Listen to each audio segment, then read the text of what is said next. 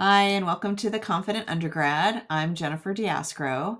I hope this is a return visit for you. I'm really happy to be back for coaching and mentoring on all things related to college. You'll hear me say here over and over again that college is a wonderful, amazing, fun adventure, but it also has its challenges, and we want to be able to address both. So that's my goal here, is to help you through the fun and through the challenges of your college experience. If you benefit from being here, please subscribe and feel free to provide comments and feedback, questions, ideas in the comment section below. That'll help me provide information and other content that will be useful to you. Today's topic is the course syllabus. And the message is pretty simple. It is read it, and read it multiple times. Read it on the first day of class and then read it regularly throughout the term. I can't emphasize enough, read the syllabus. Most students know what a syllabus is, although I've met students in my life as a professor who did not know, and this is true for juniors and seniors in addition to first years. This is the document that you get on the first day of class that provides most of the information that you need about the class. It is probably the least interesting thing you'll read all term. I hope it's the least interesting thing you read all term. It can be downright boring, and it's even worse when the professor goes over it in class. It feels extremely tedious to everyone, including the professor, and most students aren't that interested. I am constantly amazed at how uninterested students are actually in the syllabus. I used to look out onto my classroom and I would see students on their phones, talking with each other, staring off into space, dozing in the back of the class. And again, this is not just first years who aren't paying attention. I was regularly shocked at how juniors and seniors often ignored the process as well. That is until they had a problem or fell behind or lost track of what class was about. You do not want to be learning the things in the syllabus for the first time when you're having a crisis in the class. So read the syllabus. You are likely to regret it if you don't know what's in it. And it's worth knowing, especially for first years, that you and you alone are responsible for reading and understanding what's in the syllabus. In high school, often parents were required to read and sign off on the syllabi. But like most things in college, parents aren't involved here. It is all on you. And that is a good thing for the most part across the board. But it also does mean that you're responsible for knowing all the things. So that's a lot of pressure. The burden is on you. We provide syllabi so that you at least know what's expected of you. And so take the time to read it. Okay, so what will you find on your syllabi? You may think, oh, this is the same stuff that I saw in high school syllabi, or if you've seen one, you've seen them all. That is simply not true, especially in college. While the type of information is often the same between syllabi among your different courses, the substance is often very different because the classes are different and your professors are different. So let me start here with what the type of information is that you'll see on the syllabus. Here are the details. And this is a generalization. Not all syllabi have all these sections, but for the most part, you'll find these on your syllabi. There's the course topic, what you're going to learn. And here you'll find the purpose and the objectives written by your instructors. You'll find the outline, what the general plan is for each week. This will include often the reading assignments, which may also include hot links to online readings. So that's really important. Having a list of assessment assignments like your papers, your exams, other things that you'll get graded on. Sometimes the assignment details are in the syllabus. Often they'll come later as the assignments come up over the course of the term in assignment prompts that you'll get. But in the syllabus, sometimes you'll get some of those details, or at least you'll get a short description. You should have due dates for each of those assignments in that general outline. And then often in the syllabus is also included the weight of each assignment, which is really important because it's an indication to you of the relative significance of each of those assignments. And that can really help you when you're trying to balance your time later in the term trying to figure out like where your time is best spent, because you don't have endless amounts of time or other resources. You want to be able to allocate them in ways that make sense for you. Be mindful that, again, for every course and every professor, what they're doing each in the purpose and in the objectives is giving you important signs as to what their goals are, what they want from you. And that will be really important to you, because knowing what your professor wants is critical to you performing to your best and getting the grades that you want. So again, you're likely to see these sections on the syllabus on each of the syllabi that you have, but they'll say very different things depending upon the class. Read it carefully so you know what you're getting into. And especially for the first years here, but even for juniors and seniors and sophomores, in college, there's an opportunity to change your classes. Usually it's in the first week or two of the term.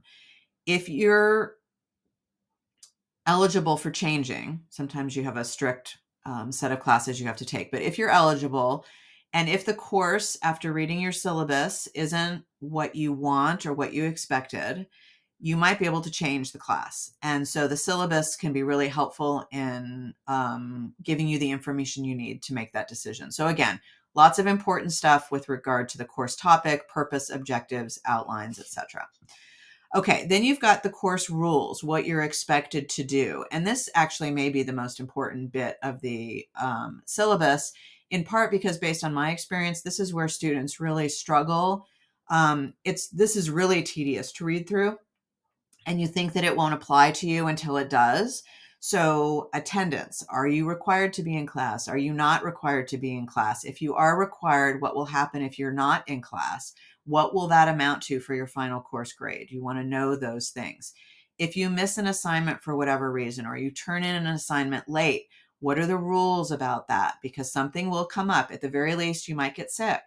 But there are other things that may happen. You may sleep in. You may decide you don't want to go to class one day to do something else. All of those things are legitimate, but you may pay the price for them, and you want to know what the price is, all right, to your grade. So know what your instructor expects from you in the missed and late assignment section of your syllabus.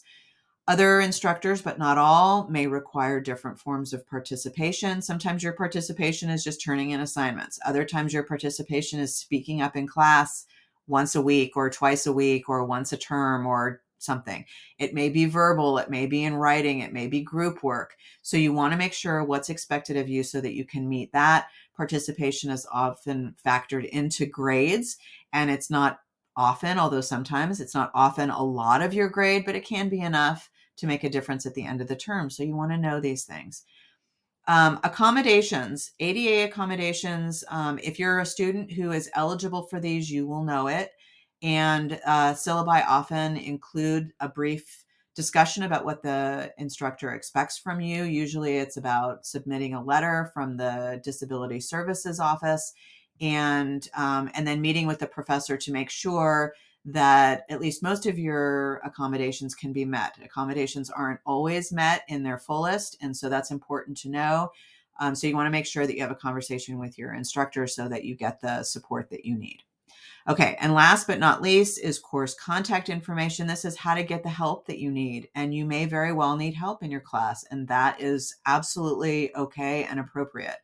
So you will see information that includes the email address of your instructor, sometimes the phone number, the office location where you can find their office, so that you can attend office hours, which is the second point there too. Office hours are regularly scheduled time when your instructor will be in their office for you to meet with them. Sometimes you make appointments, other times it's first come, first served. So you want to know what that's about as well. If those office hours change, then your instructor should be telling you that, oftentimes verbally in class. Sometimes instructors will also put information about other campus offices in their syllabi and contact information for those, especially if you have assignments that are going to involve other offices, like someone at the library or at a research center or at the writing center or some other place like that where you might be getting support or other information that you need.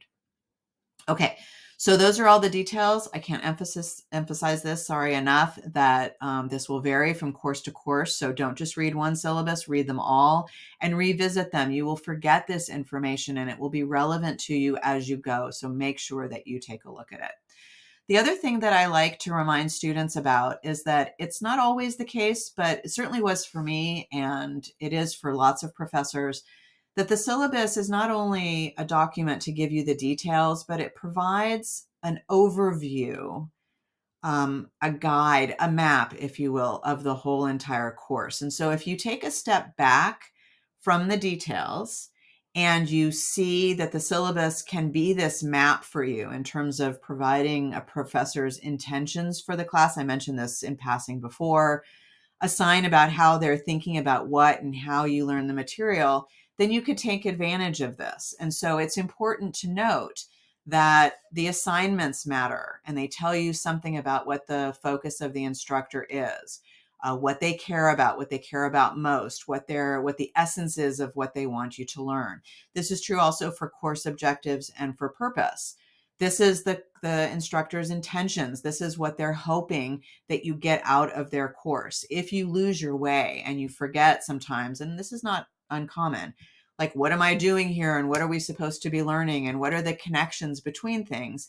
Looking at the course objectives and the purpose can help, as well as the course schedule. When you look at the different units of a course and you look at the different headings and subheadings of what you're reading, and how that's all organized in your syllabus, it will remind you of how things are connected, or it will inform you about how things are connected, and how you want to be kind of mind mapping all of this information that you're getting. So as a whole document, the syllabus can really be helpful in this regard.